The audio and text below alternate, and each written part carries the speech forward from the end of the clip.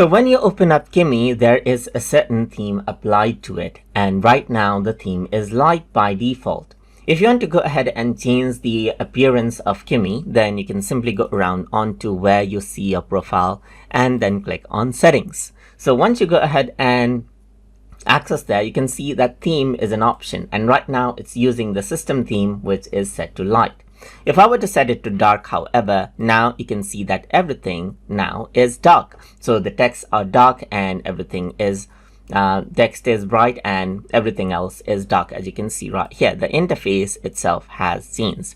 You can also go around over here and change this from dark to light as you want as well. And this is how you can set the interface as you want, as you can see, just like this.